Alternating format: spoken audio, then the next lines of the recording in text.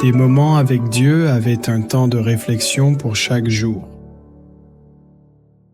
21e janvier, Triple Alliance, Apocalypse 16h13, 14e. Et je vis sortir de la bouche du dragon, et de la bouche de la bête, et de la bouche du faux prophète, 3 esprits impurs, semblables à des grenouilles. Car ce sont des esprits de démons, qui font des prodiges, et qui vont vers les rois de toute la terre, afin de les rassembler pour le combat du grand jour du Dieu Tout-Puissant.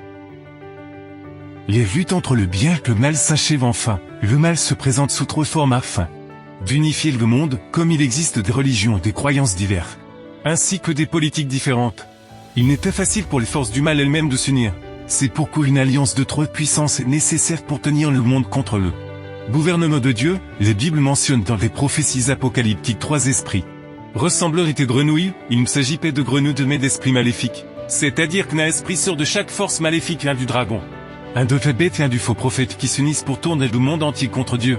Comme la grenouille utilise ses langues pour attraper ce prote. Ces esprits utilisent les paroles ou leur politique pour convaincre les gens de se rebeller contre Dieu. Avec Russe et astuce, ils s'unissent entre eux et utilisent aux auxiliants en commun pour finalement prendre le contrôle du monde.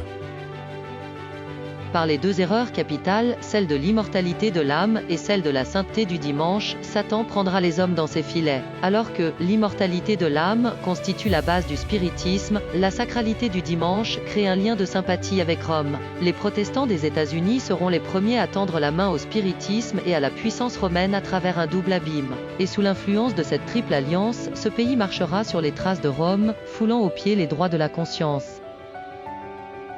Dans les Bibles, pas de faux prophètes décrits des croyants qui parlent au nom de Dieu. Mais qui ne sont pas de Dieu, ils font des miracles et des prodiges. Mais Dieu les appelle des ouvriers du mal, les faux prophètes sont ceux qui prétendent que les Bible est les seules règles de foi.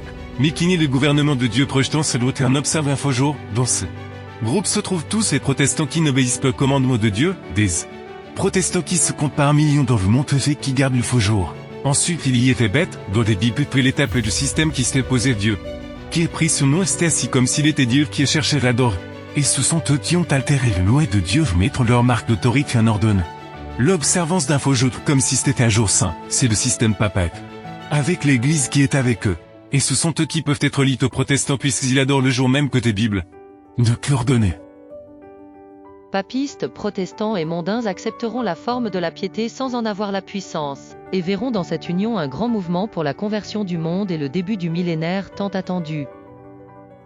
Enfin, la doctrine de l'immortalité de l'âme est propre au spiritisme. Mais elle veut de pair avec le catholicisme, insulte 3 puissantes protestantes. Catholiques et spirites ou païennes peuvent s'unir pour tourner le monde contre Dieu. Ces vérités peuvent faire souffrir ceux qui aiment l'église dans laquelle ils se trouvent. Mais si elle enseigne des choses qui font partie du paganisme ou du spiritisme, alors elle ne mérite pas d'être entendue. Nous devons être de ceux qui gardent les commandements du Seigneur et nous préparer à lutter contre les forces du mal. Amen. Merci pour écouter cet audio. Nous vous invitons à partager avec votre. Contactez et visitez le site web. biblewell.com